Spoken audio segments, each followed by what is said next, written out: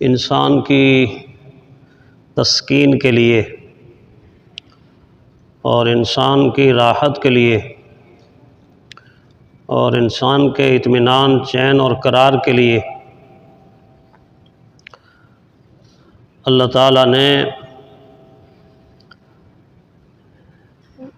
عبادات کو اس کی زندگی کا حصہ بنایا ہے، اور ایسی عبادات جس سے بدن کو بھی راحت اور تسکین ملے اور جس سے روح کو بھی راحت اور تسکین ملے، اور انسان کے اس سکون کو برقرار رکھنے کے لیے اللہ تعالیٰ نے دین کے حوالے سے ذکر الہی کی تلقین فرمائی، اور پھر ذکر الہی کا ایک خوبصورت طریقہ نماز کی صورت میں مجھے، آپ کو اور اہل ایمان کو عطا کیا ہے۔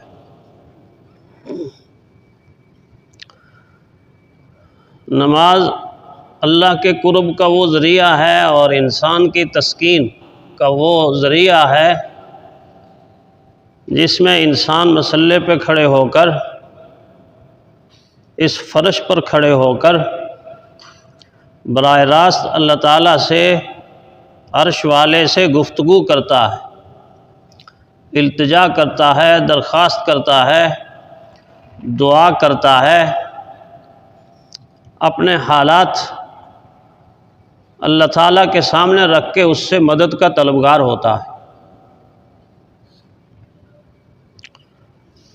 اور پھر رحمت کائنات صلی اللہ علیہ وسلم کی ذات گرامی پہ قربان جائیں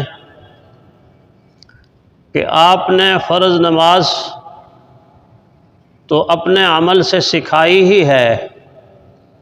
اس کے ساتھ ساتھ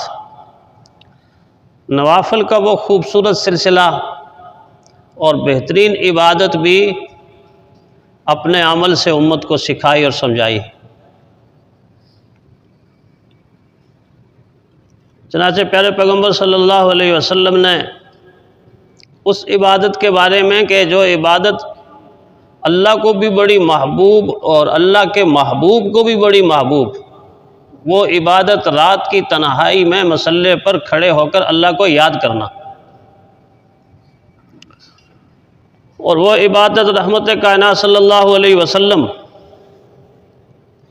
اس وقت بھی بجا لاتے تھے جب ابھی حضور صلی اللہ علیہ وسلم پر قرآن حکیم کا نزول بھی نہیں ہوا تھا اور فرض نمازوں کے فرض کا حکم بھی نہیں آیا تھا۔ حضور صلی اللہ علیہ وسلم کی سیرت کو جب آپ پڑھیں گے اور پڑھتے ہیں جب آپ، تو آپ کو یہ بات ملے گی کہ پیارے پیغمبر صلی اللہ علیہ وسلم تھوڑی سی غذا لے کر رات کے اندھیرے میں غار حرا میں چلے جایا کرتے تھے، اور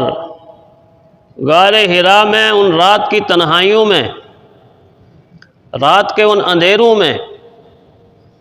پیارے پیغمبر صلی اللہ علیہ وسلم جو اپنے مالک، اپنے خالق، اپنے رب سے گفتگو کرتے تھے، اپنے رب سے ہم کلام ہوتے تھے، مراقبہ کرتے تھے، سوچتے تھے، غور و فکر کرتے تھے، کسی کی یاد میں بیٹھے ہوئے ہوتے تھے، اور یہ وہ یاد ہے، خوبصورت یاد ہے، مزیدار یاد ہے، لطف بری یاد ہے کہ جب یہ یاد انسان کے دل میں آتی ہے تو ساری باقی یادیں ختم ہو جاتی، انسان دنیا سے بے خبر ہو جاتا ہے، آخرت سے باخبر ہو جاتا ہے، دنیا کے مصائب، تکالیف اور مشقتوں کو بھول جاتا ہے، اپنے رب کے قرب سے لطف اندوز ہوتا رہتا ہے۔ وہ بیٹھا ہوا ایک دھرتی کے اوپر ہوتا ہے، یا ایک مسلے کے اوپر ہوتا ہے، یا ایک بوریے کے اوپر ہوتا ہے، لیکن فرشتے اس کی عبادت پر رشک بھی کرتے ہیں، اور فرشتے اس کی اس عاجزی، انکساری اور تواضع پر اس کو مبارکباد بھی دیتے ہیں، اور پھر عرش والا فرشتوں میں اس کی اس بندگی کا اظہار کرتا ہے۔ جو لذت، جو سرور، جو تسکین، جو اطمینان، جو قرار ایک عابد کو مصلی پر کھڑے ہو کر اللہ سے ہم کلام ہونے میں ہے، وہ دنیا کی دوسری کسی چیز میں نہیں۔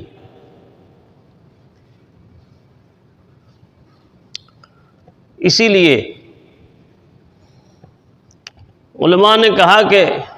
یہ مسلح بظاہر مسلح ہے، لیکن یہ حقیقت میں بادشاہی کا تخت ہے۔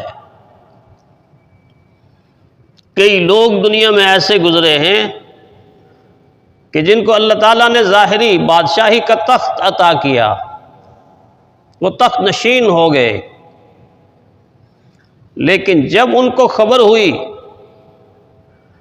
کہ اس تخت پر بیٹھ کر اللہ تعالیٰ سے جستجو کر، اللہ تعالیٰ کی ذات کی جستجو کرنا اور اس کی ذات سے ہم کلام ہونا اور اس کا قرب حاصل کرنا، وہ اتنا آسان نہیں ہے کہ جتنا زمین کے اوپر مصلی بچھا کر قیام کی حالت میں، رکوع کی حالت میں، سجدے کی حالت میں عاجزی انکساری کر کے اللہ سے قرب حاصل کرنا آسان ہے، اتنا اس تخت شاہی پر بھی نہیں۔ کسی کی یاد میں بیٹھے جو سب سے بے خبر ہو کر، کسی کی یاد میں بیٹھے جو سب سے بے خبر ہو کر، تہجد والا کیسا ہوتا ہے؟ تہجد والا جب مصلی پہ آتا ہے، رات کی تنہائی ہوتی ہے، رات کا اندھیرا ہوتا ہے، ساری دنیا سوئی ہوئی ہوتی ہے، اور وہ جب مصلی بچھاتا ہے ایسے جیسے اس نے بادشاہی کا تخت بچھا دیا، تو ساری کی ساری دنیا سے کٹ گیا اور اس کا رشتہ عرش سے جڑ گیا۔ کسی کی یاد میں بیٹھے جو سب سے بے خبر ہو کر،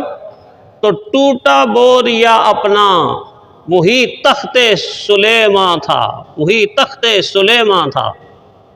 جس طرح سلیمان علیہ السلام کا تخت ہواؤں کے دوش پر اڑتا تھا، فضاؤں میں اڑتا تھا، تیزی سے اڑتا تھا، ان کے کنٹرول میں ہوتا تھا، اللہ کے حکم سے جہاں چاہتے لے جاتے تھے، اڑا لیتے تھے اور لینڈ کر لیتے تھے۔ ایک تہجد گزار جب مصلی بچھاتا ہے تو اس کا مصلی اس تخت کی طرح ہوتا ہے، اس بادشاہی کی طرح ہوتا ہے۔ اسی لیے رحمت کائنات صلی اللہ علیہ وسلم نے فرمایا، فرائض نماز کے بعد سب سے بہترین عبادت اللہ کے نزدیک تہجد کی نماز ہے، رات کے آخری پہر، رات کے نصف کے بعد کی نماز ہے۔